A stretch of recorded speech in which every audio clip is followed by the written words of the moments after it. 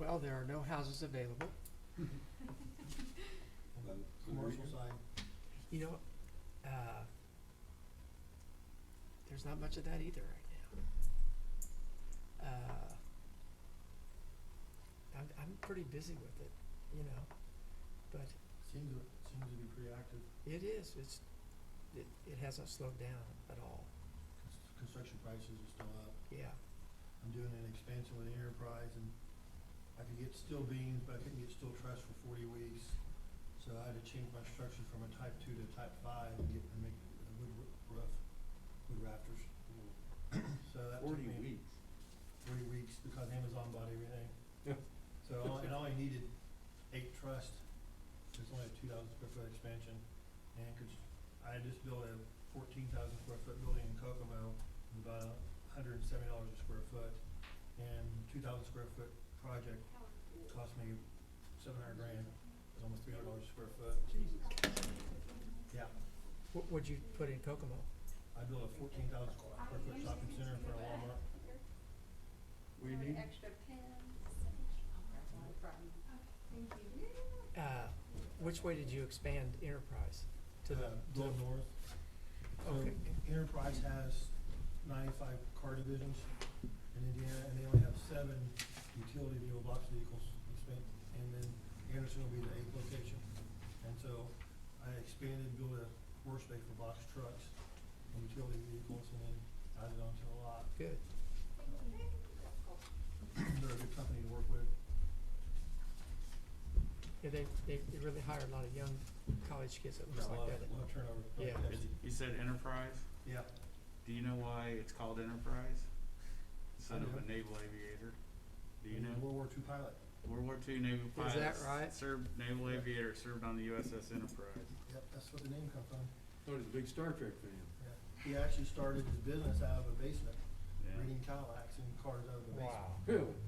He does a lot for the military. He's gotta be dead by now though, right? He is. Yeah. He does a lot of work for donations and stuff for the military workers and families and a lot of charity stuff. They're a top 20 Fortune 500 company. Do you have any action on that former gas station across from Keller Williams? Yeah, I'm working on a couple of things. Been kind of so busy. I just landed a Thai restaurant on Anderson on Schuylerville at my bank location. Oh, yeah, I own the Main Source Bank right Yeah. there at Fazoli's. yeah. We're gutting that. I have a. What's that cross street? Um, Is it cross? Charles? no, it's not Charles. Charles is on down, Yeah. 43rd, I guess. 43rd. Could be a Thai restaurant in Anderson. Yeah, Thank very God. upscale. She has 10 of them, and each one of them have a different name. They're wine, bar, very, very upscale. Not like a $5 buffet or anything. Very sit down, nice dining. Good. Here we go. Good luck. I like Thai. Steve and Lynn, can you hear me? Yes, can you hear me? Yes, we can. Lynn? Can you hear us?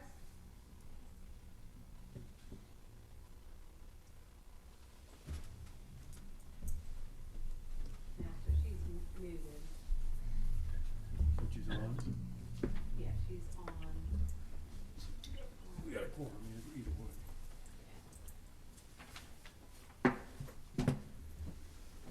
Okay, I can't find the. All right, we'll keep trying Lynn, but in the meantime, while we'll get going. So we'll call the November meeting of the RDC to order. It's a little after 6. Roll call determination of quorum. Why don't you start us off? Dave Craven's here. Craig Campbell here. Mike Hanna here. Steve, you here? Steve Denny here. Steve Denny here.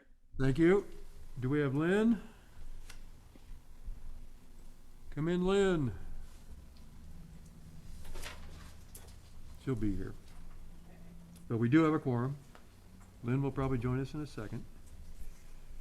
Let's go to the approval of the meeting minutes. Did everybody have a chance to look at the minutes from the last meeting? Yep. And how are there any Yes. questions or concerns? No questions. Hearing none, do I have a motion to approve the minutes of the last meeting as written? Motion. Do I have a second? Second. Thank you. We have a motion and a second. All in favor signify by saying aye. Aye. Any opposed? Nope. Meeting minutes approved. Old business. The Interstate Quadrant Master Plan, we just want to give you an update. The town council passed it. I'm sure you probably already know that, but it has been passed and accepted, so good for us. New business. No new business to report. Scott, is there anything? No, sir, I mean, there's some stuff that, How's the flood work going? good, okay, so, you want updates on the two projects? Yeah. So, the punch list is basically done on Water Street. I think that all that's left is just the final billing. They do have one repair. The manhole where the line runs from Water Street down to Falls Creek, it can be diverted to the pond, so if the pond needs water. Or if there is so much water that it starts backing up from the creek, in other words, the flow is too much for the pipe down by the creek, then some of it will divert to the pond also. So that'll be nice. I don't know how old that pond is, 100 years. It's never been able to fill until we have floods. Now we can just fill it when we have regular rain. So that project went really, really well. Franklin Street is behind schedule. They've had a lot of issues, mostly because it's an old street. It's probably one of the older streets in town.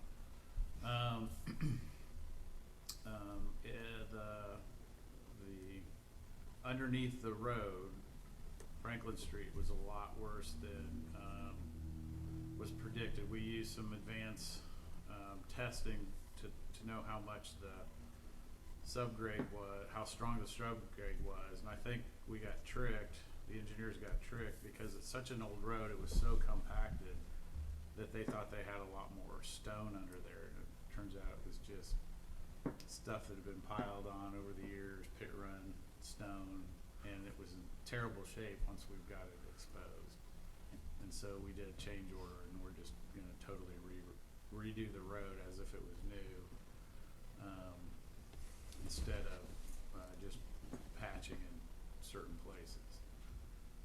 The water line gave us more fits. The old water line, it was in a lot worse shape than we thought. So they had quite a few times the line would break while they were trying to take the old service lines and connect them to the new line. So that's the service lines are the individual lines that run to the house. And they had some breaks in the 4-inch line. We replaced it with a lot larger line. So I think the most important lesson learned out of all this is that this is only 2 blocks to replace. 2 blocks of water line is going to run us $350,000. So we've got a lot of blocks that need to be replaced. So you can imagine how extensive this is going to be for the town in the long run to replace the older lines. They probably will not be able to put on. They'll be able to have subgrade paving, subsurface paving for the winter, but the final surface will probably not be done until the spring. So, What about State Street? same with State Street. State Street's part of that project. Is it gonna stay as rough as it is right now? We're gonna meet with them tomorrow to talk about that. Personally, I sort of like it. It slows down traffic. Sure. Till you work on that street, it's amazing how fast cars come flying through there. Yeah. And even when they're hitting those bumps and everything, they're like, I don't know, people. It's amazing how many bad drivers there are in Pendleton who don't care about construction, or don't care about hazards. Period.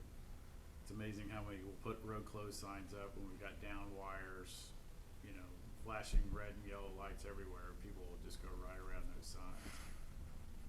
So, we gotta change some driving habits around here. Good luck. Yeah. So we're gonna talk about State Street and getting it in better shape for the winter, cause it'll make it difficult to plow. Mm-hmm. Yeah, it's pretty rough.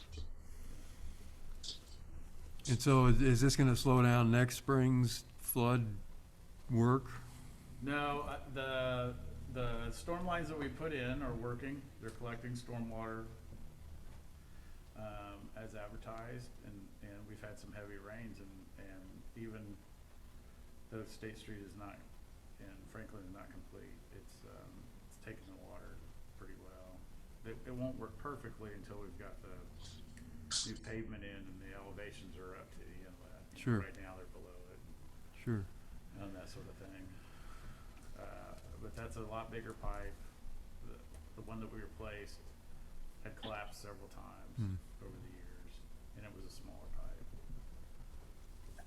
So, at least for that quadrant of the town, the drainage should be pretty reliable at this point. Good, so next spring we can start over here. Yeah, so now we can start. Not that you care. No, not me personally. All right. Well, good. Glad we're getting that done. Water Street looks great. Yeah, it does. Anything else from you to us? No, unless anybody wanted to go over the quadrant plan a little bit, we could talk about, we were talking offline about population. We could talk about that if you want. Please do. So we're looking at so the build out for the town, if it never annexes anything else, based on our current density, we'll be at 40,000. The big question is, when do we hit 40,000? I would say 20 years would be my educated guess, and a lot of that's based on current, how fast homes are selling that are in construction now. There's roughly 800 homes under construction or being just bought or permitted. You yet put 2 people per household to that, which is being conservative. That puts you at 1,600 people. That moves us from 4,700 to 6,000, which is a third increase in 18 months, whatever it takes to sell those. Finish construction. So, then our sanity check is, Kayla looked at what the growth rate was at Fisher's. So if I get these numbers right, I think at 1980 they were at 2,000. At 1990 they were at 7,000. In 2000 they were at 37,000. So in that one decade they grew 30,000, and they were roughly the same size as Pendleton, roughly the same amount of open space. Then from 2000 to 2010, they grew from 37,000 to 76,000. And then we think the 2020 census will show them over 100,000. So now geographically, they're because of annexation, they're twice as big as we are. But their early trajectory sure does smell similar to what we're looking at. Similar situation off of I-69, empty space. Then, so I just decided last week, we're gonna get aggressive about doing a study with our utility, our 2 utilities. First, we'll start with electric. That territory is pretty defined. Even if we annex, we won't be able to increase our territory unless we buy from Duke, and I'm sure they don't want to sell. So our electric territory is defined. Our water territory is undefined. Electric is defined by IURC and regulated. The water, right now, currently our water is not regulated by the IURC. Certain water companies are, ours is not. guess. Depends on how it's defined in state law. So, but what we are beginning to see is the unincorporated areas around Pendleton are beginning to have well problems.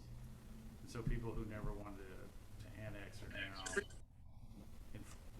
is not scientific, but they're stopping me on the street and saying, hey, I gotta confess, I never wanted to be annexed, but now all of a sudden I do because I can't get water. And as the population grows for the unserviced areas, as more and more people put in wells, and as the population grows outside of Pendleton in the unincorporated areas, then the well problem is just gonna get worse. And so what's gonna happen is there's gonna be a demand for our water. So that question becomes, do we just create a service territory outside our boundaries also, or do we annex those areas that want water? So those are the big questions that are going to come down the road as we those questions will be we're going to have to deal with them within the next single digit years, I'm sure. So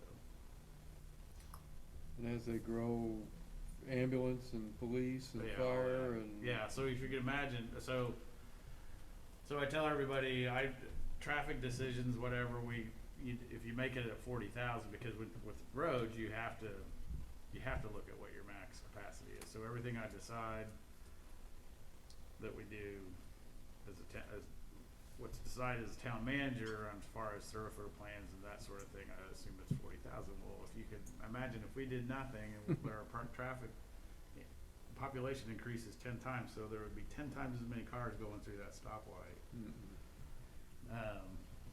So there's some serious things that we have to do, some serious construction, some things that we have to do. But the real reality is we're not dealing with 40,000, because if we never annex anything else, that same rate of growth that happens inside town limits is also happening outside of town limits. And so it's not going to be 10 times the traffic. It's going to be even more than 10 times the traffic. So, yes, sir. There's some major chains that are looking at development on 13, like Myers. I know Myers is snooping around land on 13. If they haven't bought land, but if they buy land and that happens, then that's going to accelerate the bump growth this way also. Right. Because then you're going to get other larger anchors, and then that's going to create more housing and infrastructure needs and things like that. But that could accelerate the growth here. Yeah. Because it's bumping right up. That should have been annexed, but it wasn't. I had heard It's a that mistake we have to deal with. there with that behind that gas station that closed, Yeah, well, I know. right in that area. I got two friends that already bought 2 40-acre slots through there, and Myers looking across the street, and then where the gas station is to the north, and people are gonna do a development where the old pilot station is. Yeah. They won't sell, and then I'm in The old pilot won't sell. the old pilot, they won't sell. What do they want to do, rebuild? They're gonna rebuild and I think do a gas station and something else back there and some housing.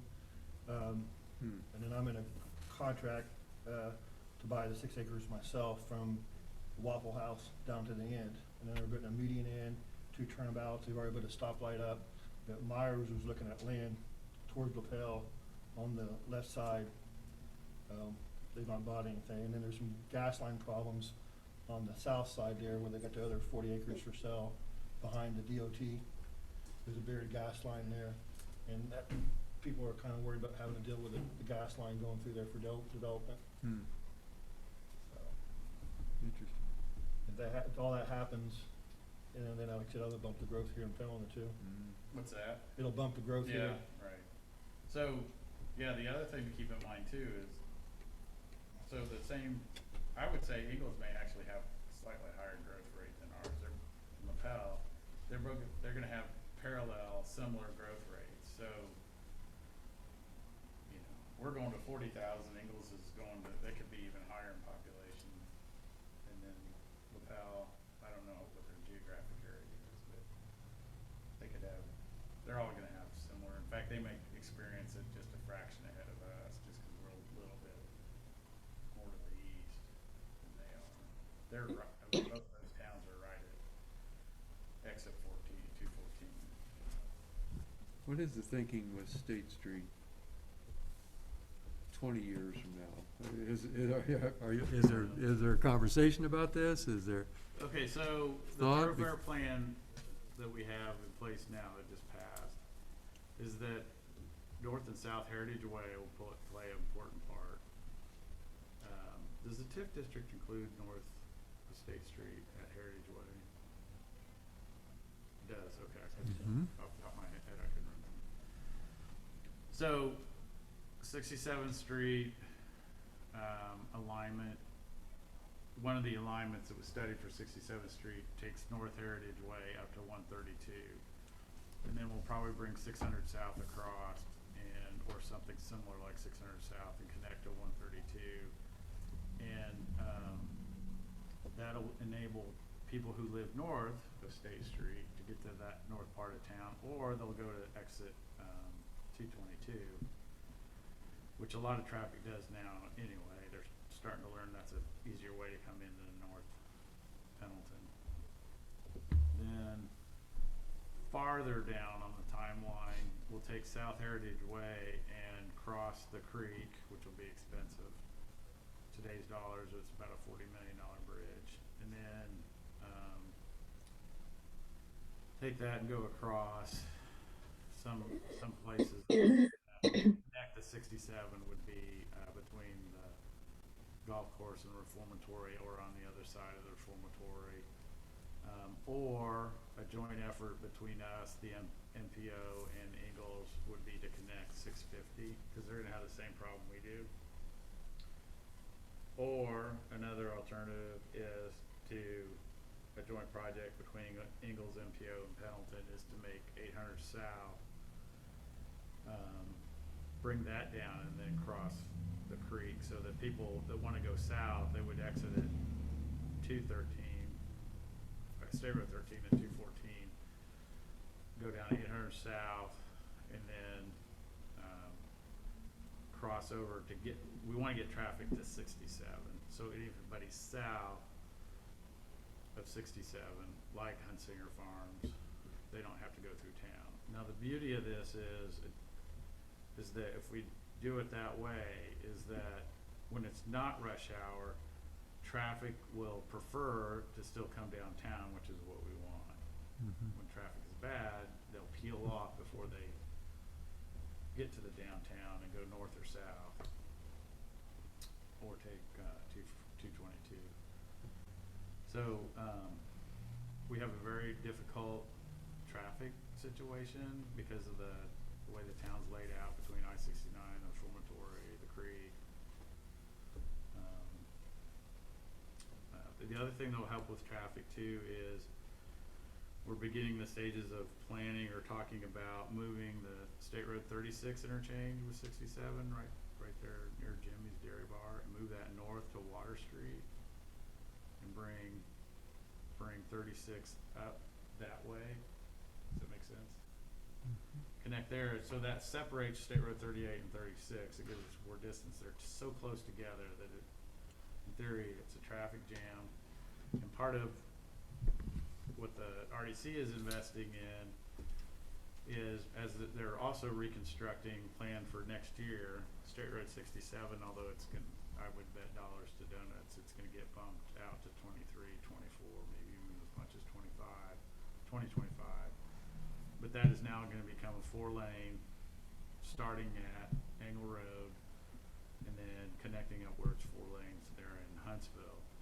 We're investing in, the town is piggybacking off of that, investing in trails, decorative medians. A lot of the medians are going to be put in by NDOT, so why not make them nice looking and not just suicide lanes?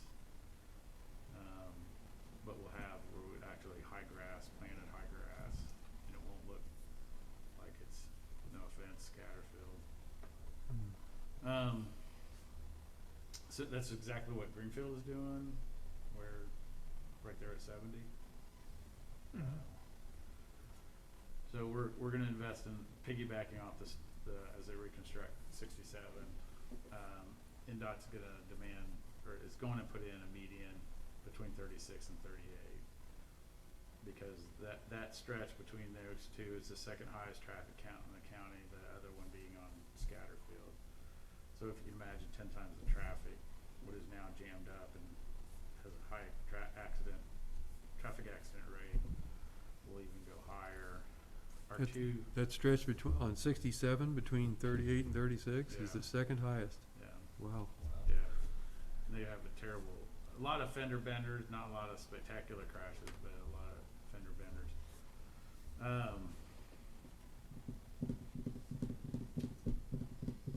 else was I gonna say about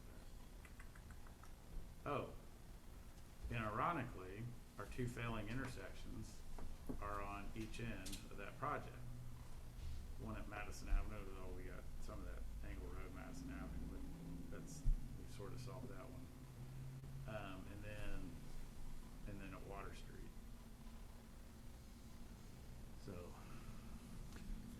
So if the NDOT project gets pushed out to whatever, Which I hope it does, because I'm playing a delaying game until federal monies are involved from Biden money, which, that's playing itself out in Congress as we talk. right? Does that further restrict the movement of the RDC? Because we've dedicated money to that project.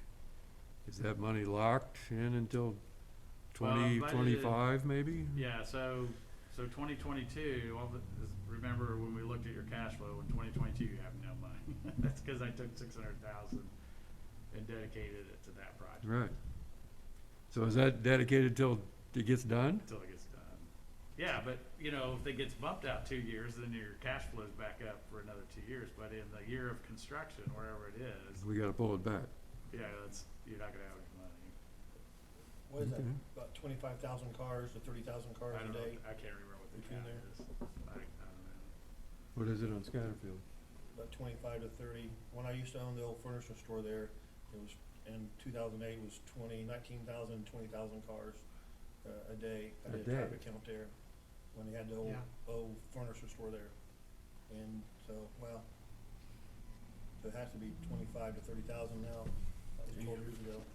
That's Well, all it cars. depends if it's a close second or a distant second. It's probably a distant second, but it's number 2 in the county. Yeah.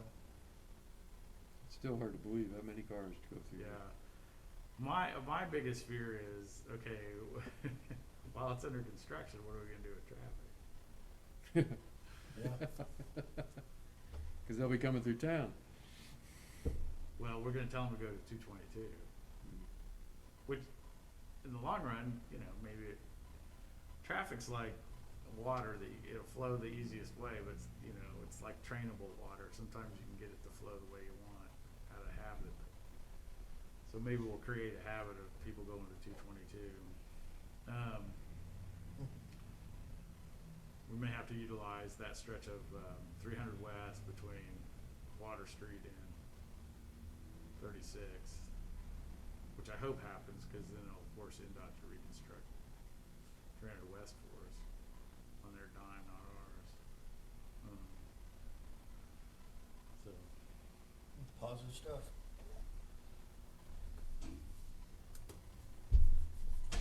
yeah, from your standpoint. Good for the town, Yeah, we good for gotta, local businesses. you gotta put all that stuff together before you can build the town, so. It's coming either way. It's coming either way, so, I would like it to slow down, but the only way you can mitigate it is to think with reality that, it's gonna be 40,000.